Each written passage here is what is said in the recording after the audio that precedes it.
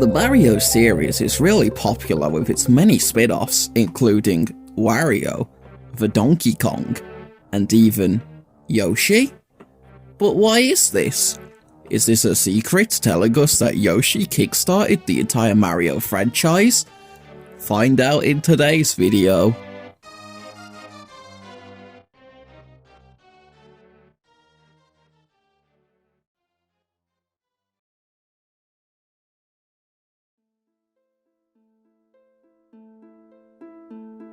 So as we all may know, or maybe don't know, the first Mario game in the Mario canonical events is actually Yoshi's Island for the Super Nintendo, known as Super Mario Bros. 5, otherwise known as Super Mario World 2, as it's known in other countries.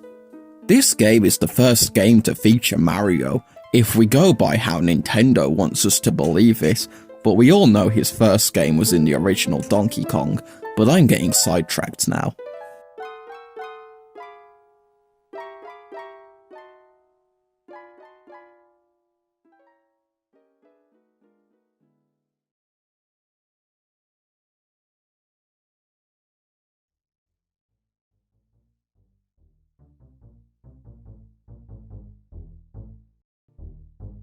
So what is Yoshi Touch and Go?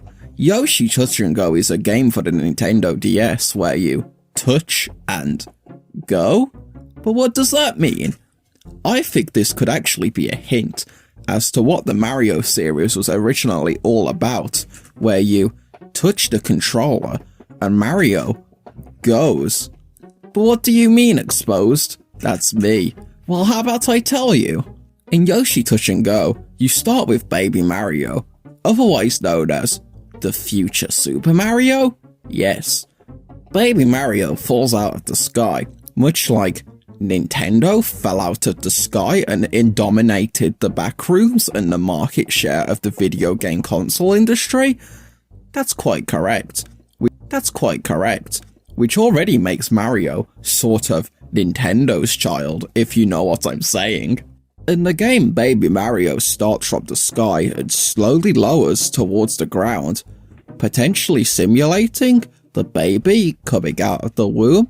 I mean, think about it. Baby Mario falls from the sky attached to a balloon, which, like, a human child is attached to the umbilical cord.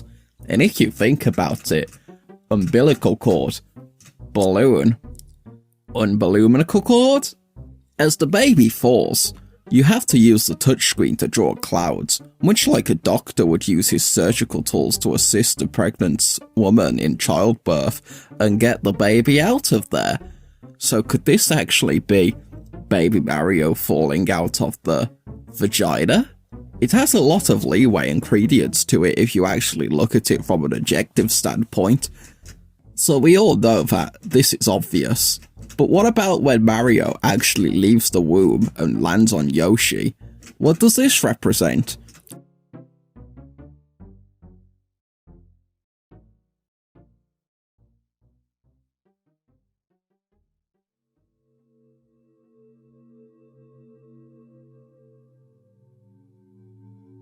Well, obviously, Yoshi represents the mother in more ways than one. For example, while Yoshi literally carries Baby Mario, much like a new mother might quite literally carry their baby during the process of birth, and also child feeding after their birth, Yoshi is also round, like an ovary.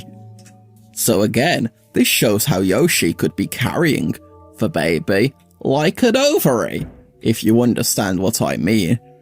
As the game progresses, the player has to touch the touchscreen in order to make the baby move, much like a mother needs physical contact with their child to have a healthy upbringing.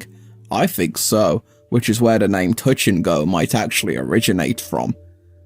If you get a game over, you may notice that Yoshi loses the child and a bunch of Magic mechanics come down and steal Baby Mario, much like an adoption agency might steal your child if you're a bad parent because you didn't touch the child correctly, or perhaps you touched them incorrectly. That's it for the story mode, which much like life, has to end one day. But what about the challenge mode?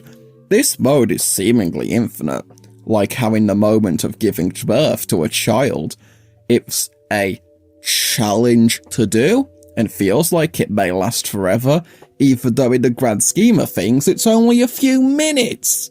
This all comes together to really and truly prove that, yes, I think this game truly is the representation of childbirth, and if you don't believe me, let me know what you think in the comments below. You may remember in a previous theory, I talked about Mario and Luigi and how they are Shigeru Miyamoto's children, so perhaps this game was made so Miyamoto could emphasize his wife's pain to the greater audience and tell her story as she felt it. But anyway, that's it for today's video. What did you guys think? Leave a comment in the comments below and tell me what you thought of this in the comments. Please leave a like on this video if you enjoyed the theory, cause it helps me upload more regularly. And remember to subscribe if you want to learn more about the truth in the future. Anyway guys, I think I'm gonna leave it there, and we can go on to more theories next time, as this one was pretty easy to solve. Thanks for watching guys, and until then, that's it for today.